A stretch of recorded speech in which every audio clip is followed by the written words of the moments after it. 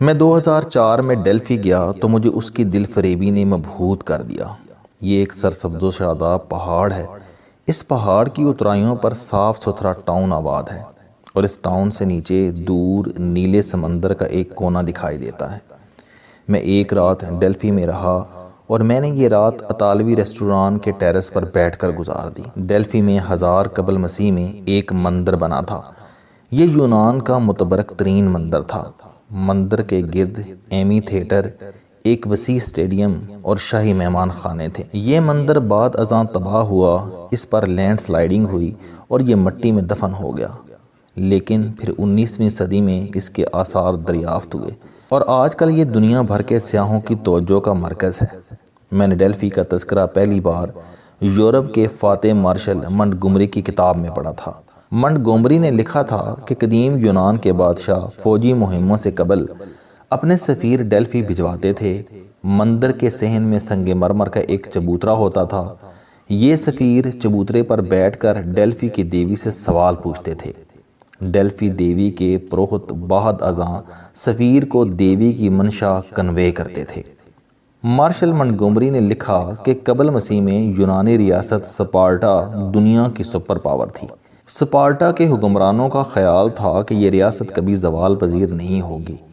ایک بار سپارٹا کے بادشاہ نے اپنا سفیر ڈیلفی بھجوایا اور سفیر نے مندر میں دیوی سے سوال کیا، کیا سپارٹا بھی کبھی زوال پذیر ہوگا؟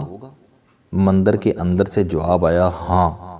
سفیر نے حیرت سے دوسرا سوال پوچھا، کس دشمن کے ہاتھوں؟ پروہت اندر گیا، واپس آیا اور جواب دیا، لگژری کے ہاتھوں۔ مارشل منٹگومری نے لکھا کہ میں بھی ڈیلفی پہنچ کر پتھر کے چبوترے پر بیٹھ گیا اور میں نے سوچا کہ ڈیلفی نے سپارٹا کے سفیر کو کیا خوبصورت جواب دیا تھا۔ واقعی لگژری بڑی بڑی ریاستوں کو کھا گئی۔ دنیا میں قومیں بنتی ہیں، برباد ہوتی ہیں، آثار قدیمہ بنتی ہیں اور پھر ان آثاروں پر نئی بستیاں بس جاتی ہیں۔ ڈیلفی 200 قبل مسیح تک دنیا کی پر رونق ترین جگہ تھی اور اس کی زیارت کے لیے لوگ روم سے پیدل ڈیلفی آتے تھے، لیکن آج یہ مندر مٹی کا ڈھیر ہے اور اس سے 1 میل کے فاصلے پر جدید دور کا ایک جدید ترین ڈیلفی آباد ہے، جس کے کلبوں، شراب خانوں اور مساج سینٹروں میں زندگی کے نئے سفارتی تقاضے برہنہ ناشتے ہیں اور بابر باعیش کوش کے عالم دوبارہ نیست کا جواب لے کر واپس لوٹتے ہیں۔ قدیم ڈیلفی کے آثار اور جدید ڈیلفی کے ڈانسنگ فلورز دنیا کو بیک وقت یہ بتاتے ہیں کہ لگژری وہ تھور، وہ سیم ہے جو دنیا کی بڑی بڑی تہذیبوں کو کھا گئی۔ یہ وہ افریت ہے جو بڑی بڑی مضبوط سلطنتوں کو نگل گیا۔ لگژری آرام طلبی اور سستی کی بنیاد رکھتی ہے۔ سستی انسان کو سمجھوتے پر مجبور کرتی ہے۔ سمجھوتے میرٹ، انصاف اور مساوات کے اصولوں کو چاٹ جاتے ہیں۔ بے انصافی انسان کو ظلم پر آمادہ کرتی ہے۔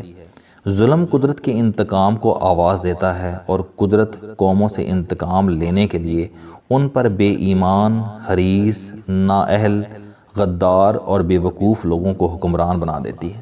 اور یوں روم کی سلطنت ہو، یونان کی بادشاہت ہو، اندلس کی ریاست ہو، مغل شہنشاہیت یا پھر ترک خلافت، دنیا کی بڑی مملکتیں خاک کا پیوند ہو جاتی ہیں اور تاریخ کے طالب علموں کے سوا کوئی ان کے نام تک سے واقف نہیں ہوتا۔ روم دنیا کا پہلا شہر تھا جس کی آبادی نے 10 لاکھ کا ہنسا چھوا تھا۔ 103 قبل مسیح میں روم میں 10 لاکھ لوگ آباد تھے۔ حکومت پورے شہر کو گرم پانی سپلائی کرتی تھی۔ شہر میں نہانے کے 1600 تالاب تھے۔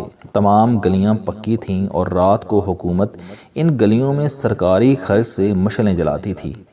روم کے تمام لوگوں کے پاس ذاتی گھر اور روزگار تھا اور تمام لوگ تعلیم یافتہ تھے۔ روم کے تمام شہری اوسطاً 1 کلو سونے کے مالک تھے اور روم کی سلطنت 6 براعظموں تک پھیلی ہوئی تھی۔ لیکن پھر رومن امپائر میں لگژری داخل ہوئی۔ وہاں سمجھوتے، بے انصافی اور ظلم شروع ہوا اور پھر وہاں ایسے ظالم، حریص اور مفاد پرست بادشاہ آئے جن میں قوت فیصلہ کی بھی کمی تھی اور متلون مزاج بھی تھے۔ چنانچہ یہ سلطنت تاریخ کے اوراق میں جذب ہو گئی۔ سکندر اعظم جیسے یونان کے فاتحین مقدونیہ سے نکلے تو انہوں نے 10 برسوں میں آدھی دنیا رون ڈالی۔ سکندر اعظم کی سلطنت دنیا کے 51 ممالک پر قائم تھی، لیکن پھر اس سلطنت پر سمجھوتے، بے انصافی اور ظلم کا سورج طلوع ہوا اور یہ بھی تاریخ میں سمٹ کر رہ گئی۔ ایران بھی ایک ایسا ہی ملک تھا۔ ایران کا بادشاہ کسریٰ کہلاتا تھا اور اس کا حکم بھی آدھی دنیا پر چلتا تھا، لیکن پھر اس سلطنت پر بھی لگژری اتری اور یہ بھی تاریخ کے سمندروں میں جوہر بن کر رہ گئی۔ ہندوستان چھوٹا براعظم کہلاتا تھا، اس پر مغلوں نے کم و بیش 1000 سال حکومت کی، لیکن پھر انگریزوں نے بہادر شاہ ظفر کی پگڑی کھول کر اس کے گلے میں ڈال دی اور ہندوستان کے آخری تاجدار نے عمر کی آخری گھڑیاں رنگون میں بارشیں گنتے گنتے گزار دیں۔ مسلمان ہمیشہ اندلس پر فخر کرتے ہیں، ہمیں یہ فخر کرنا بھی چاہیے، کیونکہ جب لندن، پیرس اور ایمسٹرڈیم کی گلیوں میں فٹ فٹ کیچڑ ہوتا تھا، اس وقت کرتبہ شہر میں 2.5 لاکھ پکے گھر، 80,400 دکانیں اور 1600 مسجدیں ہوتی تھیں۔ اس وقت کرتبہ کے ہر گھر میں لائبریری ہوتی تھی اور پوری دنیا سے کتب نیلام ہونے کے لیے کرتبہ پہنچتی تھیں۔ جس وقت یورپ کے آدھے باسیوں کے پاس پہننے کے لیے کپڑا نہیں ہوتا تھا، اس وقت کرتبہ کے ایک فیشن ڈیزائنر زریاب کرتبی نے ٹائی ایجاد کی تھی اور اس وقت خلیفہ کے درباری کوٹ اور پتلون پہنتے تھے۔ لیکن اس سلطنت میں بھی لگژری آئی اور اندلس کا آخری بادشاہ ابو عبداللہ محمد فرڈیننڈ کو الحمرا کی چابیاں سونپ کر مراکش کے شہر فیض چلا گیا اور اس نے آخری عمر فیض میں بھیک مانگ کر گزار دی، جبکہ 5 برس بعد اندلس میں ایک بھی مسلمان باقی نہیں تھا۔ آپ تاریخ کی دوسری بڑی سٹیٹ اسلامی ریاست کو بھی دیکھ لیجئے۔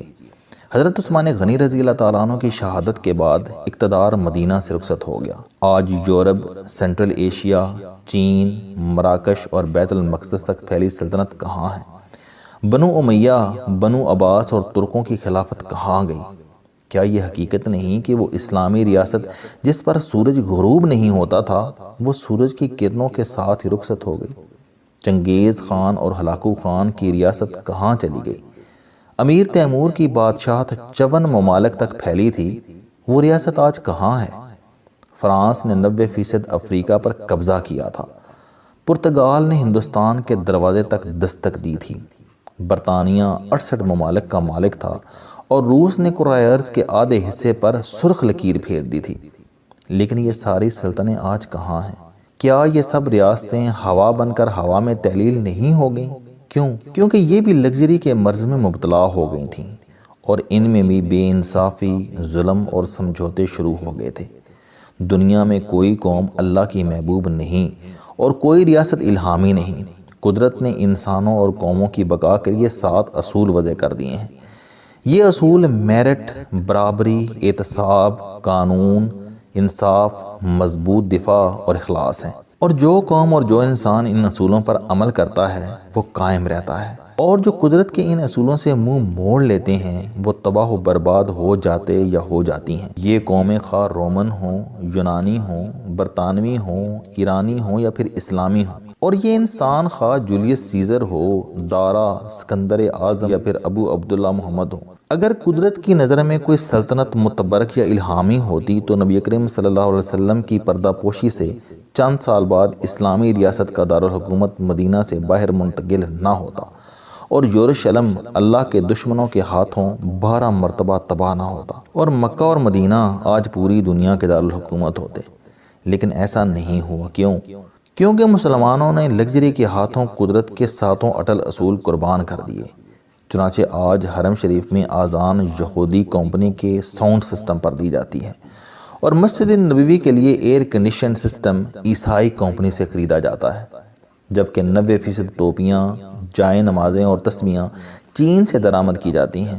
ان حالات میں جب برطانوی وزیر خارجہ ڈیوڈ ملی بینڈ پاکستان آتے ہیں اور پاکستان کی سرزمین پر کھڑے ہو کر دعویٰ کرتے ہیں کہ اگر پاکستان نے بمبئی حملوں کے مجرموں کو سزا دینے کے معاملے میں سنجیدگی کا مظاہرہ نہ کیا تو اس کا وجود خطرے میں پڑ جائے گا، اور اس کے جواب میں ہمارے دانشور کہتے ہیں کہ یہ ملک اللہ نے بنایا تھا اور اللہ ہی اس کی حفاظت کرے گا، تو میں بے اختیار ہنس پڑتا ہوں اور اپنے آپ سے پوچھتا ہوں کہ کیا مدینہ کی سلطنت اللہ تعالیٰ نے نہیں بنائی تھی؟ کیا حضرت امیر معاویہ رضی اللہ تعالیٰ عنہ ہو، کیا حضرت عمر بن عبد العزیز رضی اللہ تعالیٰ عنہ، کیا خلیفہ ہارون رشید اور کیا امیر تیمور کی سلطنت اللہ تعالیٰ نے نہیں بنائی تھی؟ وہ سلطنتیں کہاں ہیں؟ کیا 1971 تک کا پاکستان اللہ تعالیٰ نے نہیں بنایا تھا؟ اگر اللہ نے بنایا تھا تو پھر اللہ تعالیٰ نے نعوذ باللہ پاکستان کی حفاظت کیوں نہیں کی؟ اس لیے کہ دنیا کی کوئی قوم اور دنیا کا کوئی ملک اللہ کا محبوب نہیں ہوتا۔ اللہ ان قوموں اور ان انسانوں کا ساتھ دیتا ہے جو اس کے وضع کردہ اصول پر عمل کرتے ہیں۔ اللہ تعالیٰ ظالموں، ہوس پرستوں، مفاد پرستوں، بے ایمانوں، نا انصافوں اور جھوٹوں کی مدد نہیں کرتا۔ وہ لوگ خواہ یونان میں ہوں یا پھر لوگ بیت المقدس بیٹھے ہوں، قوموں کو باہر سے اتنا خطرہ نہیں ہوتا جتنا خطرہ انہیں اندر سے ہوتا ہے۔ اور یقین کیجئے ہم بھارت کا مقابلہ کر سکتے ہیں، لیکن ملک کی سرحدوں کے اندر ہونے والی بے انصافی، ظلم، زیادتی اور منافقت ہمیں توڑ دے گی، یہ ہمیں تباہ کر دے گی۔ ہمیں بھارت سے نہیں بلکہ اپنی لگژری سے خطرہ ہے۔ ہمارے اصل دشمن ہم ہیں۔ السلام علیکم دوستو، علم دوستی چینل بنانے کا مقصد موٹیویشنل اور زندگی بدل دینے والی کہانیاں آپ تک پہنچانا ہے۔ مجھے خوشی ہے کہ آپ احباب کو یہ ویڈیوز بہت پسند آ رہی ہیں۔ کوئی بھی شخص جو مایوسیوں میں گھرا ہو یا کوئی بھی شخص جو اپنی زندگی مثبت انداز سے گزارنا چاہتا ہے، اس کے لیے یہ چینل لائف چینجنگ ثابت ہوگا۔